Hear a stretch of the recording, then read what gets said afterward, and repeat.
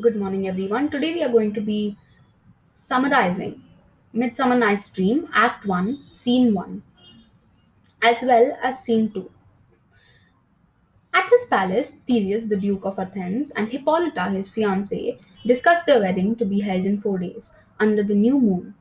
Impatient for this event, in a celebratory mood, Theseus orders the Philostrate, his master of revels, to stir up the Athenian youth to merriments and devise entertainments with which the couple might pass the time until their wedding. The Philostrate takes his leave, and Theseus promises Hippolyta that though he had wooed her with his sword, Hippolyta, who was the queen of Amazons, presumably who met Theseus in combat, he will wed her with pomp, with triumph, and with revelling, with a grand celebration. What this all means. To begin at once and last until their wedding. Egeus, a citizen of Athens, strides into the room, followed by his daughter Hermia and the Athenian youths Lysander and Demetrius. Although Helena loves Demetrius, Demetrius has agreed to marry Hermia. So, although Egeus had promised Hermia's marriage to Demetrius, who loves her, Lysander had won Hermia's heart, and Hermia refuses to obey her father and marry Demetrius. Now, Egeus just demands that the law shall punish Hermia if she fails to comply with his demands and marry Demetrius. Theseus speaks to Hermia sharply, telling her to expect to be sent to a nunnery or put to death. Lysander interrupts, accusing Demetrius of being fickle in love, saying that he was once engaged to Hermia's friend Helena but abandoned her after he met Hermia. Theseus admits that he has heard the story and takes Egeus and Demetrius aside to discuss it. Before they go, he orders Hermia to take the time remaining before his marriage to Hippolyta to make up her mind. Theseus, Hippolyta, Egeus, and Demetrius depart, leaving Hermia alone with Lysander. Hermia and Lysander discuss the trials that must be faced by those who are in love. The course of true love never did run smooth, Lysander says.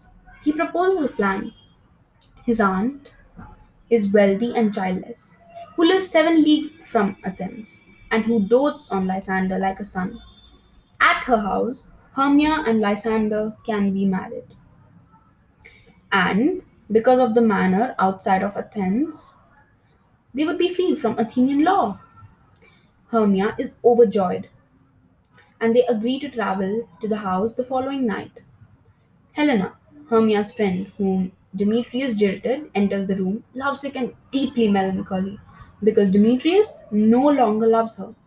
Hermia and Lysander confide their plan to her and wish her luck with Demetrius. They depart to prepare for the following night's journey. Helena remarks to herself that she envies them, their happiness. She thinks of a plan. If she tells Demetrius of the elopement that Lysander and Hermia are planning, he would be bound to follow them to the woods to try to stop them. If she then follows him into the woods, she might have a chance to win back his love. So now let's analyze this poem.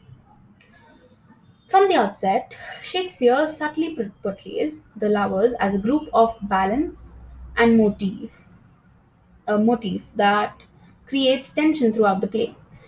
For the sake of symmetry, the wants the four lovers to form two couples. Instead, both men love Hermia, leaving Helena out of the equation.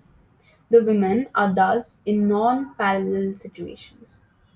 Adding to the sense of structural imbalance, by establishing the fact that Demetrius once loved Helena, Shakespeare suggests a possibility of a harmonious resolution to this rough tangle.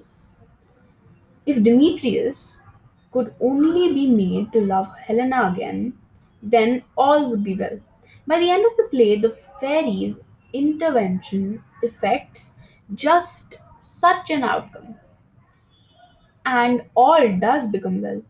Though It is worth noting that the restoration of Demetrius's love for Helena is the result of magic rather than natural reawakening of his feelings.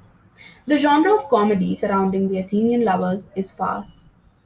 In the humor stems from the exaggerating characters trying to find their way out of the ludicrous situations. Shakespeare portrays the lovers overly serious, as each is deeply and earnestly preoccupied with his or her own feelings. Helena is anxious about her looks, reacting awkwardly when Lysander calls her fair. Hermia later becomes self conscious about her short stature. Demetrius is willing to see Hermia executed to prevent her from marrying another man. And Lysander seems to have cast himself as a hero of a great love story in his mind.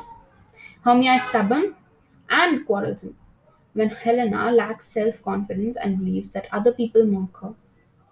The airy world of the fairies and the absurd predicaments in which the lovers find themselves once in the forest to make light of the lovers' grave concerns. Thank you for listening to me about Act 1, Scene 1. Now let's move on to Act 1, Scene 2. In another part of Athens, far from Theseus' palace, a group of common laborers meet at the house of Peter Quince to rehearse a play that the men hope to perform for the grand celebration preceding the wedding of Theseus and Hippolyta. Quince, a carpenter, tries to conduct the meeting, but the talkative weaver Nick Bottom continually interrupts him with advice and direction. Quince tells the group what the play they are to perform, the most lamentable comedy and the most cruel death of Pyramus and Thisbe, which tells us the story of two lovers separated by their parents' feud, who speak to each other at night through a hole in the wall. In the play, a lion surprises Thisbe one night and tatters her mantle before she escapes. When Demetrius finds the shredded garment, he presumes that the lion has killed Thisbe. Stricken with grief, he commits suicide. When Thisbe finds Pyramus's bloody corpse, she too commits suicide.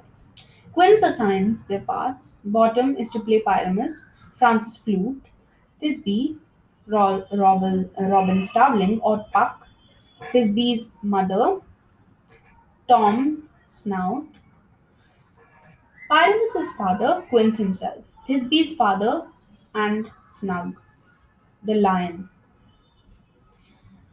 Now, as Quince doles out the parts, Bottom often interrupts, announcing that he should be the one to play the assigned part.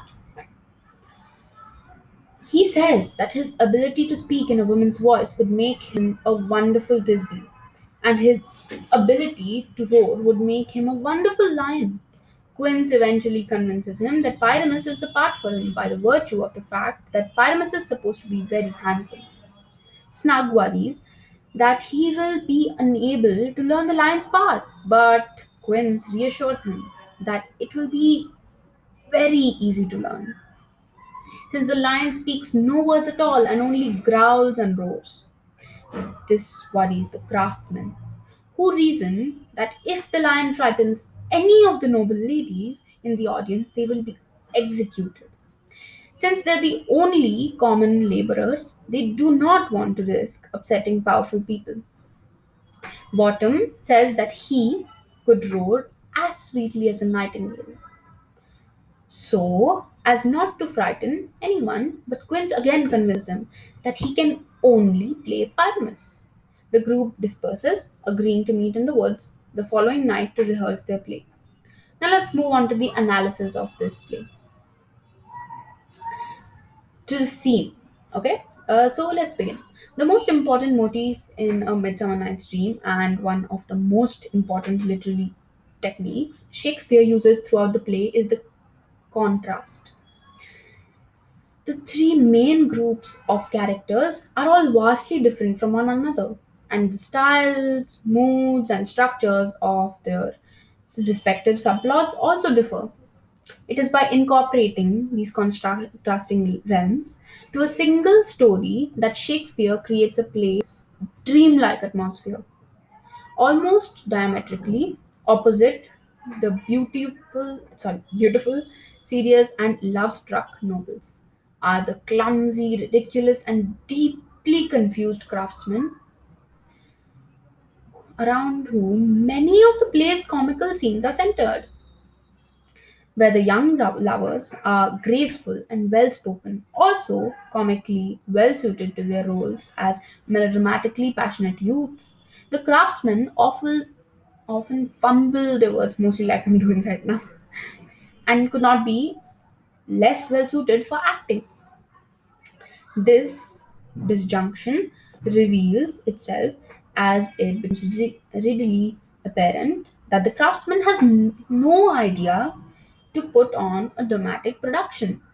Their speeches are full of impossible ideas and mistakes.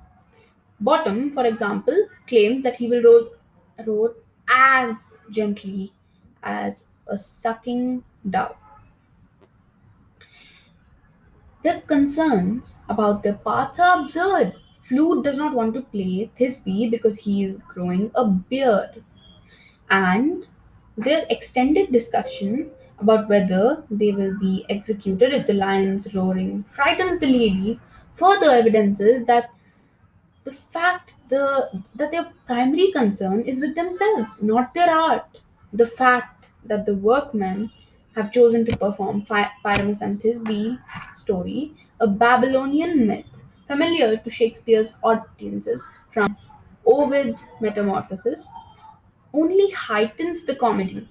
The story of Pyramus and Thisbe is highly dramatic with suicides and tragically wasted love themes that Shakespeare takes up in Romeo and Juliet as well, badly suited to their task. In inexperienced, although endlessly well-meaning, the craftsmen are sympathetic figures even when the audience laughs at them. Okay, and a fact that is made explicit in Act 4. No, Act 5 it is. When Theseus makes fun of their play, even as he honors their effort. The contrast between the serious nature of the play and the bumbling foolishness of the craftsman makes the endeavor all the more ridiculous. Further, the actors botched telling of the youthful love between Pyramus and Thisbe implicitly mocks the melodramatic love tangle of Hermia, Helena, Demetrius, and Lysander. So all of them are in their own worlds and somehow connected. Now, if you want another summary of Midsummer Night's Dream, Act 2, Scene 2, and Scene 1, then leave a comment below. Thank you for watching.